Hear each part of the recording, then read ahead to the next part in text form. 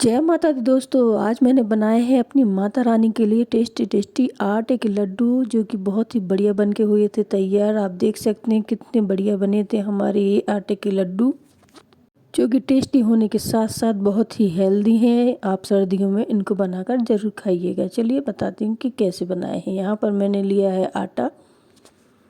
ये गेहूं का आटा है। आप आटा अपनी फैमिली के हिसाब से कम या ज़्यादा कर सकते हैं। कुछ ड्राई फ्रूट्स लिए हैं, जो आपको पसंद है वो आप ले लीजिए, वरना आप स्किप कर सकते हैं। यहाँ पर थोड़ी सी खसखस ली है और लिया है, यहाँ पर मैंने लिया है गुड़। गुड़ आप अपने स्वाद के अनुसार कम या ज़्यादा कर सकते हैं। वैसे मैं भी इतना पूरा नहीं डालूँगी, हो सकता है बच जाए, बस मैंने निकाल के रख लिया है। चलिए आटे को यहाँ पर सबसे पहले हम आटे को ही सेक लेते हैं। यहाँ पर मैंने कढ़ाई चढ़ा दी है। यहाँ पर मैंने डाल दिया है गाय का घी। ये मैं गाय का घी यूज कर रही हूँ, आप जो घी खाते हैं उसको यूज कर सकते हैं। चलिए यहाँ पर मैंने अभी पूरा नहीं डालूँगी, थोड़े थोड़े करके बाद में डालती जाऊँगी घी। जितना ज़रूरत होगी उस हिसाब से मैं घी ऐड करती जाऊँगी। चलिए घी थोड़ा सा गर्म हो जाए, इसके बाद हम इस आटे को इसमें ट्रांसफ़र कर देंगे। याद रखिए आँच को ना स्लो रखना है, तेज़ आंच पर आटे को नहीं सेकना है हमें, नहीं तो आटा जल जाएगा और उस लड्डुओं का स्वाद बिल्कुल भी अच्छा नहीं आएगा। सबसे पहले आटे को पूरा एक सा कर लीजिए, ताकि हमारे आटे में बिल्कुल भी गुठलियाँ ना पड़ें बीच में। ये देखिए हमारा आटा बिल्कुल एक सा हो चुका है, आप देख सकते हैं। बस इस तरह से ही हमें बिल्कुल एक सा कर लेना है। सर्दियाँ शुरू हो गई हैं तो हेल्दी, और अभी तो ये लड्डू सबके घर में बन ही रहे हैं, क्योंकि ये सर्दियों में बहुत ही पौष्टिक रहते हैं खाने में, और हेल्दी और टेस्टी दोनों होते हैं। चलिए आटे को हम सिकने देते हैं। अब हम करते हैं अपने आगे की तैयारी। यहाँ पर मैंने कुछ ड्राई फ्रूट्स ले लिए हैं। यहाँ पर मैंने लिए हैं थोड़े से काजू लिए हैं, थोड़ी सी बादाम ली है, मखाने लिए हैं, और लिए हैं यहाँ पर मैंने थोड़े से लिए हैं खारक। आप कम या ज़्यादा अपने हिसाब से कर सकते हैं। थोड़ा सा नारियल भी लिया है, ये ड्राई नारियल है। आप इसको किसकर यूज करेंगे। चलिए यहाँ पर मैंने फिर से कढ़ाई को चढ़ा दिया है, अच्छे से घी को गर्म कर दिया है। अब एक एक करके हम सारे अपने ड्राई फ्रूट्स को सेक लेंगे। ड्राई फ्रूट्स को भी हमें स्लो आंच पर ही सेकना है, तेज़ आंच पर बिल्कुल नहीं करना है, नहीं तो ये ऊपर से तो सिक जाएंगे, अंदर से क्रिस्पी बिल्कुल नहीं रहेंगे। एक एक करके हम सारे ड्राई फ्रूट्स को सेक लेंगे। सबसे पहले मैंने बादाम इसलिए डाली हैं क्योंकि बादाम में को सिकने में थोड़ा सा टाइम लगता है, काजू जल्दी सिक जाते हैं। चलिए जब तक बादाम हमारी सिक रहे हैं, हम जल्दी से खारक को काट लेते हैं। चलिए मैंने इसको इससे सरौते से काटा है। आप यदि नहीं काटना चाहें तो आप जिससे भी काटना चाहें उससे काट सकते हैं। इससे मुझे जल्दी आसानी रहती है, इसलिए मैं इससे इसको काट लेती हूँ इन चीज़ों को। वैसे मैंने यहाँ पर जो ड्राई फ्रूट्स यूज़ किए हैं उसको मैंने साबुत ही सेका है। आप चाहें तो उनको पहले काट लें, उसके बाद इनको स्लो आंच पर सेक लें। चलिए जब तक यहाँ पर और चीज़ें सिक रही हैं, हम दूसरी कढ़ाई में मैंने डाल दिए थे यहाँ पर मखाने को सेकने के लिए। चलिए सारी चीज़ों को हमें स्लो आंच पर ही सेकना है, इस बात का बिल्कुल ध्यान रखिएगा। तेज़ आंच पर कुछ भी नहीं सेकना है। यहाँ पर मैं एक चीज़ बिल्कुल भूल गई थी, वो मैं आपको वीडियो में लास्ट में बताऊंगी कि क्या भूली थी। और जब पूरी रेसिपी मेरी तैयार हो गई थी, उसके बाद मुझे याद आया, ओ मैं ये डालना तो भूल ही गई। चलिए सारी चीज़ों को कभी कभी होता है ऐसा, भूल जाते हैं कभी कभी। क्या आपके साथ भी ऐसा कभी हुआ है कि आपने रेसिपी पूरी बना ली है और बाद में याद आया कि ओह ये तो भूल ही गई डालना। चलिए सारी चीज़ों को मैं सेकती हूँ। आप मुझे कमेंट करके ज़रूर बताइएगा कि आपके साथ भी कभी ऐसा हुआ है क्या। यहाँ पर हमारे बादाम आप देख सकते हैं बिल्कुल अच्छे से सिक चुके हैं।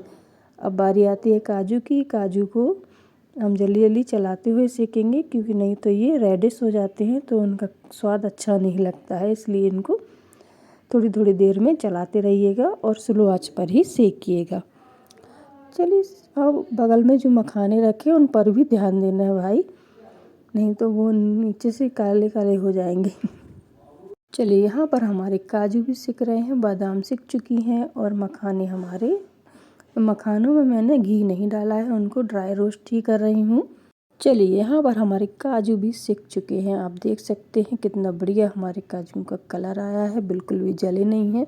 और अच्छे से सिक के तैयार हो गए हैं। चलिए यहाँ पर हमारे काजू बच गए, बादाम सिक गए हैं।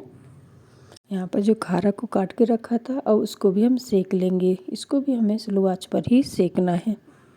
सारी चीज़ों को स्लो आंच पर ही सेकना है। आंच को बिल्कुल भी तेज़ मत कीजिएगा, नहीं तो ड्राई फ्रूट जो है ना बाहर से तो सिके लगेंगे, अंदर से बिल्कुल भी अच्छी नहीं लगेंगे। चलिए अब एक एक करके हम इनको पल्स मोड पर ही पीसेंगे। अब यहाँ पर मैं गाद बताना भूल गई थी। गाद भी हमने ली है। यहाँ पर गाद को ना स्लो आंच पर मैंने सेका है। थोड़ा थोड़ा करके सेकना है। गाद बहुत ही हेल्थ के लिए बहुत ही अच्छी होती है। आप इसके नॉर्मल में भी लड्डू ऐसे खा सकते हैं बनाकर। ये देखिए इस तरह से हमें एक एक करके सारे ड्राई फ्रूट्स को सेक लेना है। और यहाँ पर मैंने एक एक करके सारे ड्राई फ्रूट्स को एक थाली में रख लिया है। और यहाँ पर हम थोड़ी सी गाद और सेकी थी, वो भी हम इसमें ऐड कर देंगे। थोड़ी सी किशमिश भी मैं पहले नहीं बता पाई थी, किशमिश भी मैंने यहाँ पर ऐड की है थोड़ी सी। अब हमारे सारे ड्राई फ्रूट्स सिक के हो गए हैं रेडी। चलिए करते हैं हम आगे की तैयारी। यहाँ पर कढ़ाई में थोड़ा सा फिर से घी डाला है। अब उसमें खसखस को ऐड कर दिया है। यहाँ पर मैंने लिया है सौंठ पाउडर। सौंठ का पाउडर आप जितना भी हो सके उतना डाल सकते हैं, क्योंकि ये सर्दियों में हेल्थ और टेस्ट के लिए दोनों ही लाभदायक होते हैं। दोनों में थोड़ी सी हल्दी ऐड की है। अब डाल देंगे हम यहाँ पर सौंठ पाउडर, हल्दी, खसखस और सौंठ पाउडर इसमें हमने ऐड किया है घी में। चलिए सब चीज़ों को थोड़ी सी देर के लिए हम स्लो आंच पर सेकेंगे ताकि हमारी सारी चीज़ें अच्छे से सिक जाएं। अब यहाँ पर मैंने गुड़ लिया है। गुड़ को मैंने किस लिया है, यहाँ पर मैंने अपने स्वाद के अनुसार गुड़ लिया है। आप अपने स्वाद के अनुसार गुड़ को कम या ज़्यादा कर सकते हैं। वैसे आप चाहें तो शक्कर से भी इसको बना सकते हैं, लेकिन गुड़ से ज़्यादा हेल्दी बनते हैं लड्डू, इसलिए मेरे हिसाब से आप गुड़ से ही बनाइएगा। अब इसको हम चलाएंगे थोड़ी देर के लिए, तब तक गुड़ पिघल नहीं आता तब तक इसको हम चलाएंगे। ये देखिए सारे गुड़ को हम जल्दी से पिघला लेंगे। यहाँ पर पानी मैंने बिल्कुल भी ऐड नहीं किया है, इसमें पानी ऐड नहीं करना है। ये ऐसे ही पिघल जाएगा जल्दी से। आप देख सकते हैं हमारा गुड़ पूरा पिघल चुका है। इस तरह से हमारा गुड़ जब पिघल जाए इसके बाद ही हम इसको हमारे मसाले में ऐड करेंगे। चलिए ये देखिए हमारा गुड़ पिघल गया है। मैंने यहाँ पर एक बड़ी कढ़ाई में इसको रख लिया था आटे को, क्योंकि वहाँ छोटी कढ़ाई थी इसलिए वो मिलाने में प्रॉब्लम होती, इसलिए आटे को बड़ी कढ़ाई में ट्रांसफ़र कर दिया था। चलिए यहाँ पर हम जो ड्राई फ्रूट्स को सेक के रखा था ना, उनको हम इसमें ऐड कर देंगे। हमारे आटे में इसको ऐड कर देंगे। फ्रेंड्स आप एक बार इस तरह से बनाकर ज़रूर देखिएगा, आपको सच में बहुत ही टेस्टी लगेंगे, क्योंकि ये थोड़ी इजी हो जाते हैं। पहले से मैंने ड्राई फ्रूट्स को काटा भी नहीं है तो हमारा वो समय भी बच गया, और ये खाने में भी बहुत टेस्टी लगे थे। वैसे वो वाले भी टेस्टी लगते हैं और ये वाले दोनों भी टेस्टी लगते हैं। आप एक बार इस तरीके से बना के ज़रूर देखिएगा। हम गुड़ को भी इसी में ऐड कर देंगे। अभी ये गुड़ अच्छे से गर्म है, इसलिए ये अच्छे से मिक्स हो जाएगा जल्दी से जल्दी, इसलिए गुड़ को गर्म ही गर्म ऐड कर दीजिएगा। ये देखिए हमारा गुड़ ऐड हो चुका है। यहाँ पर हमारी जो खारक बची थी अभी, उसको भी हम इसमें ऐड कर देंगे। पहले ऐड नहीं कर पाई थी, अभी ऐड कर देंगे हम इसमें। सारे ड्राई फ्रूट्स को इसमें ऐड कर दिया है। अभी मैं बताऊंगी आपको कि जो मैं भूल गई थी वो क्या चीज़ थी। आपको यदि पता चल गया हो अभी तक तो मुझे कमेंट करके ज़रूर बताइएगा।